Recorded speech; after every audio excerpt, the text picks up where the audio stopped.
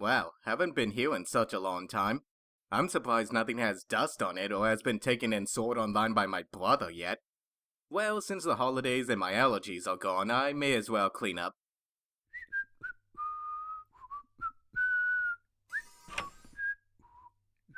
Hey Red, what's up? Oh, hi Oblivion. Haven't seen you for a while. What's up? Oh, I just finished watching some holiday specials, and I've noticed that you haven't had any new videos since September. Why is that? Oh yeah, that's because I got a job, so my video work had to be put on hold for a while. Really? Even the season finale? Yeah, pretty much. So, do you plan on reviewing it sometime? Maybe, if I have the time for it. I was hoping you'd say that. Why is that? Sands of Time! Whoa, hey, what's going on? Great Scott!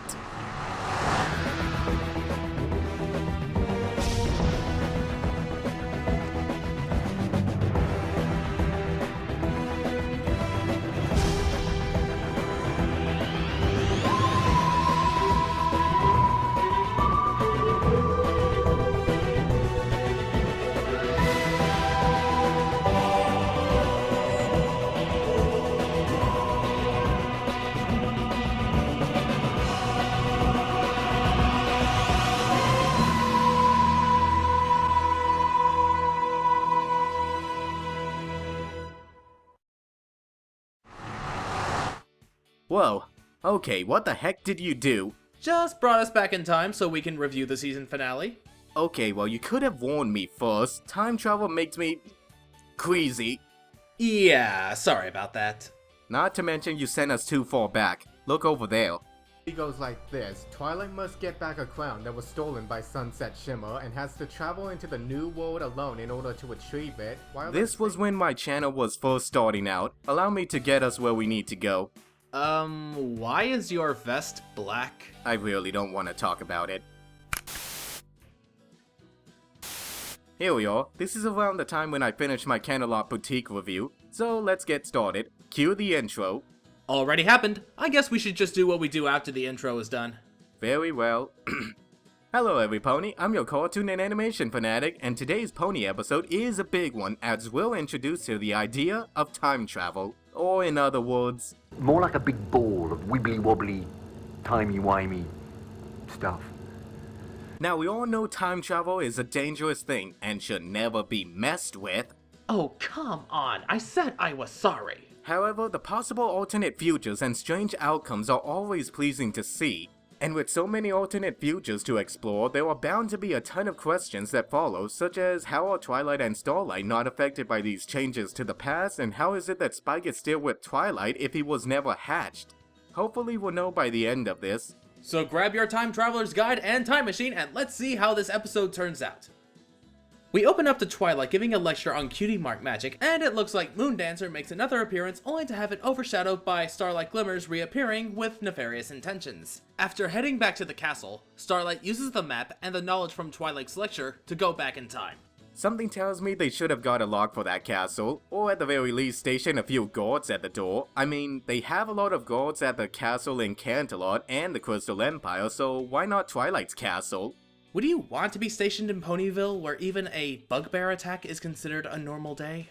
Good point. So it looks like Starlight Glimmer time traveled to the moment leading up to the Sonic Rain Boom and actually manages to prevent it from happening, which in turn means a lot of alternate futures that occur from this. I feel strange for some reason. What? Oh, nothing. Continue. Okay. So our first stop in this new timeline is a future where King Sombra returns along with the Crystal Empire.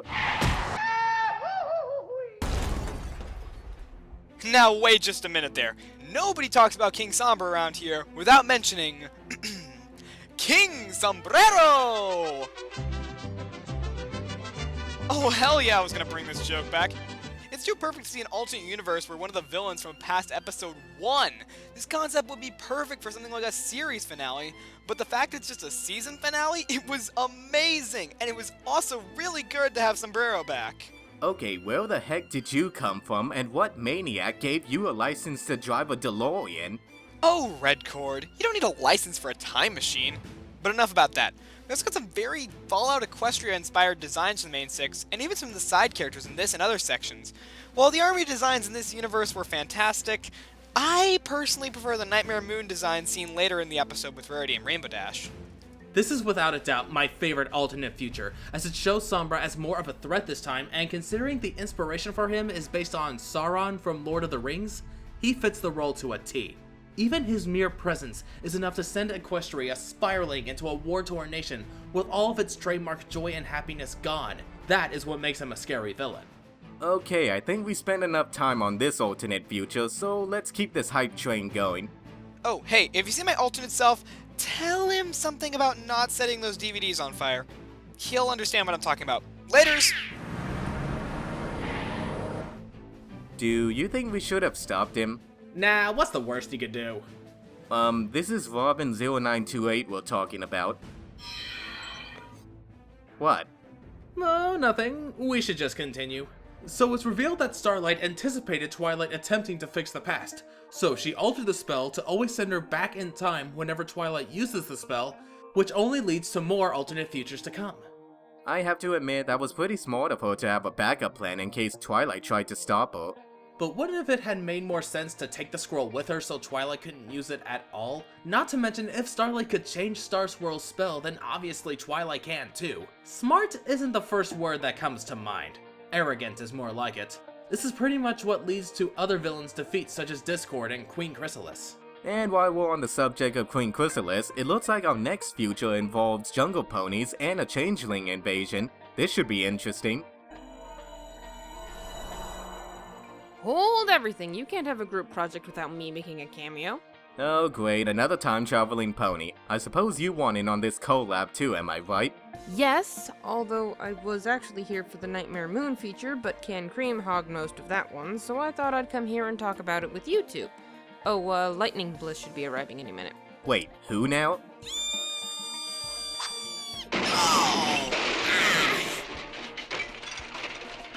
I seriously need to consider flying.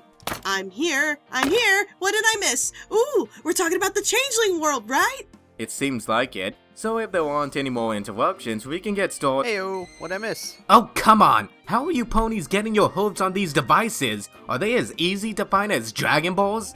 Ugh, if you need me, I'll be hitting my head on the brick wall outside. What? All I did was walk in. I'll make sure he doesn't end up in the hospital again. Well, that was something. Anyways, we see Spike and Twilight arrive in an alternate timeline. This time, every pony appears to be wearing weird green gunk and are extremely paranoid about changelings entering their territory. If that wasn't crazy enough, Zecora is the leader of the group. Holy cow, she's become a total bad! But things are looking bleak for Twilight and Spike as they are pinned up against the wall, till Zecora tests them both on their true identities, only to come to a quick conclusion by the reaction of this green gunk that they are in fact not who they appear to be, but reversed. This is where we also learn about the butterfly effect idea for the episode, where one small change can lead to a variety of different outcomes. I'm not against this idea, especially since I'm a fan of games that do this, but it's the way it was approached in the episode that comes off as confusing. Really? How so? Well, riddle me this. How do these small changes in the past cause different villains to eclipse the other? In the first alternate timeline, Starlight stopped the rainbow through magic. This causes the Sombra future. In the second timeline, Starlight decided to influence the fillies with her thought process, causing the Chrysalis future, which again stopped the rainbow. While these two events are different, the end result is still the same. So, how does that lead to alternate timelines again? Wibbly wobbly, timey-wimey, Wolfkeen. Time travel's confusing enough without throwing magic into the mix. Even if it is time travel, there still needs to be a certain set of rules. Look at movies like Back to the Future. Without a set of rules, any time travel stories can and will become confusing and disjointed. I'll agree that I'd have preferred to see these futures with one villain overtaking the other. For instance, this particular future should have taken place at night, giving the idea that Chrysalis defeated Nightmare Moon. I can buy that each of the futures is different because of the different ways in which they started. It's likely that Fluttershy, not being bullied as a filly, caused her to be more social and spread kindness to other ponies instead of just animals, which would explain why she still has her cutie mark in the future. The more and more ponies being kind to each other results in more love for one another, thus attracting Queen Chrysalis and her army to Ponyville. And if Nightmare Moon returned as prophesied, she would most likely be unable to combat Chrysalis and her entire army. The butterfly effect can be a powerful thing, but it probably should have been explained more within the episode itself. But hey, if the show explained everything, the analysis community wouldn't have a job. Yeah, because explaining the flaws of how little this makes sense and filling in the holes for others is totally our job. Digressing a little bit, I also want to mention that I love how they use Zecora here. She was always a badass, but only in a future where no one can trust each other and only her brand of natural magic and insight can protect the future can she really show off. Well, Red seems to be taking it easy, so I may as well say a few things about this scene. Honestly, Zecora stood out to me more than Chrysalis in this scene. Zecora has always been a fascinating character for just how little we know about her, which leads to a lot of speculation regarding what she's capable of if the time comes for her to throw down. Here, we see that not only would she be able to form a resistance against one of the smartest of the villains, but she would also be able to become a legit threat to her. So, Red, got anything to say? Sure do, now that I cleared my head. All I can say is that after watching Zecora throw down with Queen Chrysalis, I'm hoping we get to see more of Zecora in Season 6. And it might be the mild concussion, but did everyone else get taller? We didn't get taller, Red. You just turned into... Shh! I noticed that too, but I'm waiting to see how long it takes for him to find out. Oh, I get it. What's so funny? Oh, nothing. I have to get going. I'm late for a very important date. Allons-y! Okay, so Blissy, got anything else to add? Where did Lightning and Wolfkeen go? Oh, Lightning said that she had to leave to go feed someone named Nom Nom, and Wolfkeen just, walked off, I guess. Oh, okay. Well, we should continue. Have you noticed we've had a lot of ponies coming through time to review this episode with us? Doesn't that kind of traffic have the potential to overload the time spectrum? I wouldn't worry too much about that. I mean, Einstein said it himself that time is irrelevant. Plus, we would have noticed any changes in the timeline if they did anything, right? I guess so. Now, continuing from where we left off, Twilight and Spike head back to the past, and this time Twilight decides to fight back against Starlight, which ultimately leads to stopping the race once again with a few hilarious moments. What are you doing? You have to finish your race. No way! This is way more exciting. So our next stop brings us to a future where Nightmare Moon has taken over Equestria, and I have to admit, I love the blue tint and shading used in this future. Villains always seem to have the better designs and style in cartoons. Before I continue the review, I'd like to point out Can Cream's video on the butterfly effect in this episode. He does go over how each of these alternate futures could occur due to the main six not being friends, and how each of these villains can still be present in the timeline, and to be honest, I agree with him. The future involving Nightmare Moon is most likely the only future that can occur, which means the Sombra timeline, as well as the others, couldn't have happened. With the exception of the changeling future if they somehow came to Ponyville years before Nightmare Moon returned. Excuse me, but who's to say Nightmare Moon couldn't easily defeat Chrysalis and a few hundred bugs? Oh hi Can Cream, you're right on time. So how did you get here? Huh? You know, everyone's time traveling with some random item in order to collab in this review, so what's your gimmick? Please, I don't need a gimmick. My obnoxious amounts of Luna fanboying has reached such an apex that it transcends time and space. In fact, hold on for a second. Well, this is going to take a while for him to finish. Looks like I'll just have to travel a few minutes forward to when they get to Starlight's redemption scene. Coming, Sweetie Blue? Nah, I'll just go talk about the changeling future with badass Zecora in it. Sorry about that. Just had to pop over to 2047 and explain to a guy why the hour-long episode consisting of nothing but Luna eating a sandwich was a brilliant piece of avant-garde. By the way, how solid would you say your robot uprising survival plans are? Why? No reason. Okay, well, tell us what you thought about this scene. Will do. Now, the biggest problems Equestria faces are the never-ending night and the advancement of the Everfree Forest. I actually find it quite clever that the writers thought to include that. After all, Discord had planted those seeds before he first was sealed into stone, long before the point where Starlight started messing with the timeline, so the seeds still would have sprouted at around the same time. Only in this timeline, there was no main six to return the elements to the Tree of Harmony, so this infestation was never stopped. Not that it seemed to bring Nightmare Moon any problems. Considering by this point she's already fended off half the show's antagonists, a few plants probably aren't gonna do her in.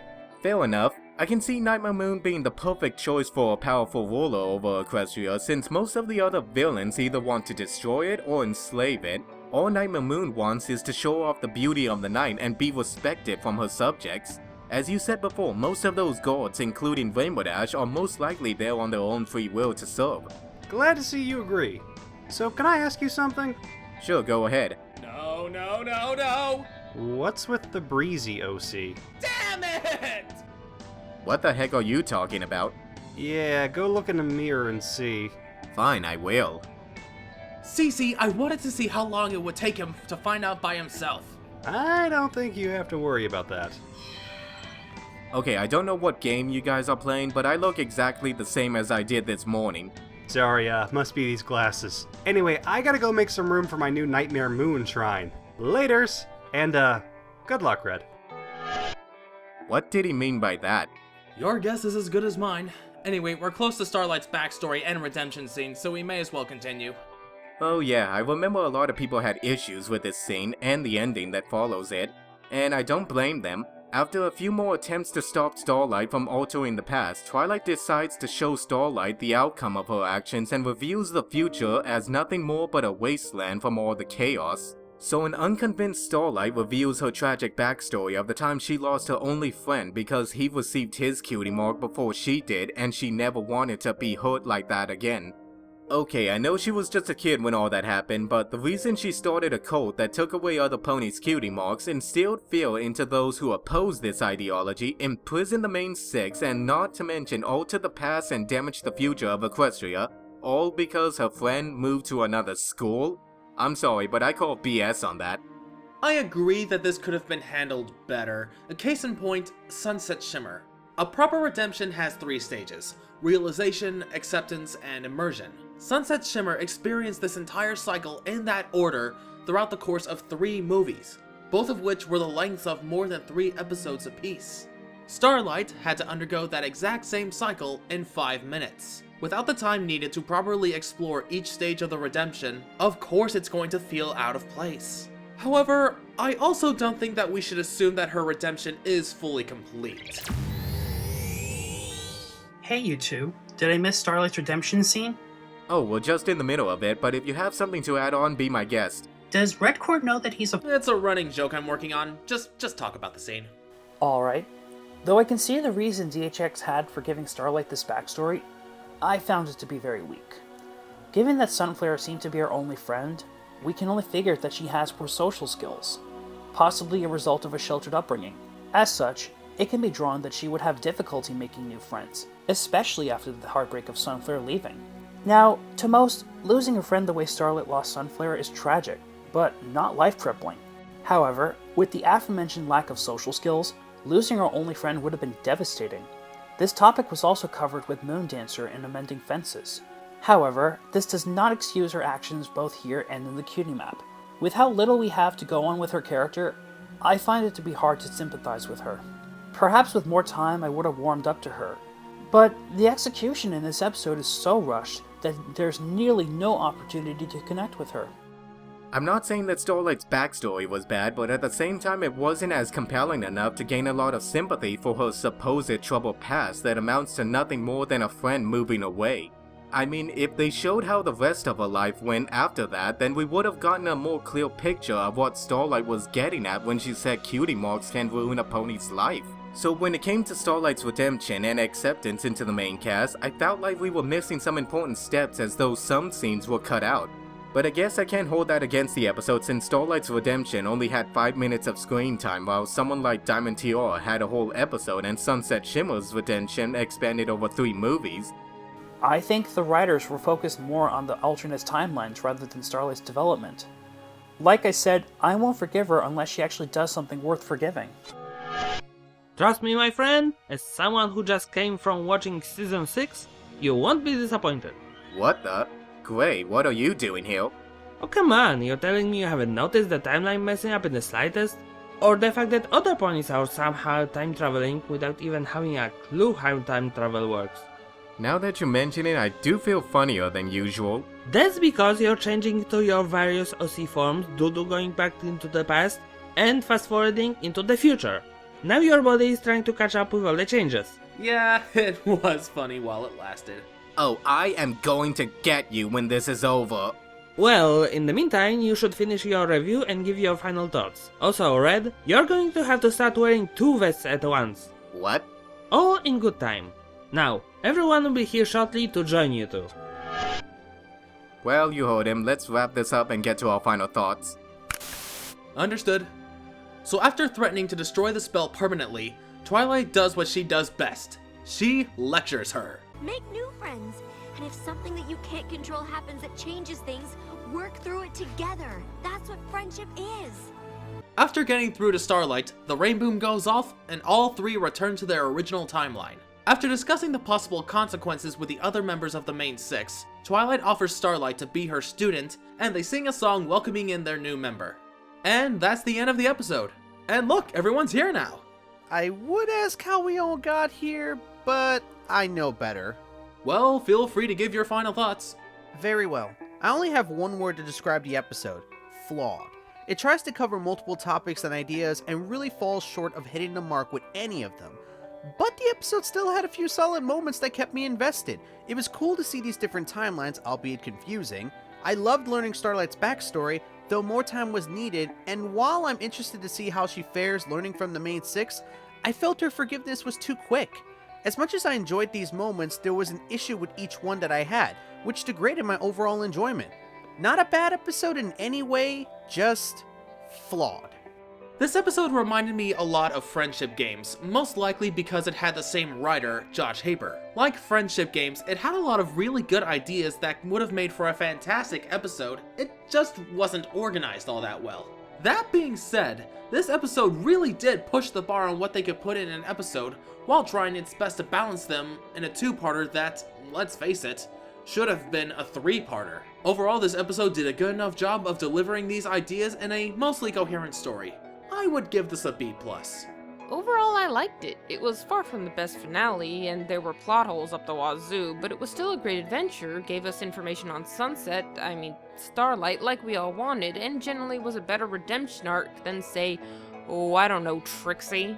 And hey, if there were no plot holes, the analysis would have no job, right? All in all, this was a truly worthy conclusion to Season 5, and one of my favorite finales in the show's history. While admittedly this story has a lot of flaws with time travel, and being honest, even the best sci-fi stories, time travel is just a hard element to work with. This episode takes the best cues from one of my favorite movies of all time, Back to the Future Part 2, and does just what we wanted to see with an episode focusing on going back in time with Starlight Glimmer. I love the chemistry of the 2 main characters, the comedy, the heart, and the fun ideas. In my opinion, one of the most fun episodes, and one of the best ways to close out Season 5. I liked it. Easily one of the best 2-parters, if not one of the best episodes MLP has done. Its success can be measured at how much my interest in MLP has been restored. The episode does have some issues with the pacing and the whole time travel in general, but I wouldn't call the episode bad or necessarily flawed because of that. I mean, what we got visually was tremendous even by the show standards, and while it seems like Starlight doesn't deserve to be forgiven as easily when compared to someone like Sunset Shimmer, the important lesson here is that everyone needs a friend in some form or another to help guide you out of hard times and towards a new beginning. Truth be told, this wasn't my favorite finale of My Little Pony Friendship is Magic, but I still thoroughly enjoyed the take on the timeline obstacles, as well as, once again, the lovely animation and characters. The facial expressions of the 2 episodes were amazing. Seeing some of the older villains back, though brief, was a real treat, and I still enjoyed the moral at the end of it all. Sometimes friendships do end, but that doesn't mean friendship dies. Just try again. Make new friends. Stronger than ever before.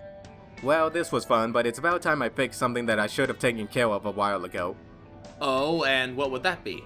Oh, here, I'll show you. How the heck did you? Sands of Time. So, do you plan on reviewing it sometime?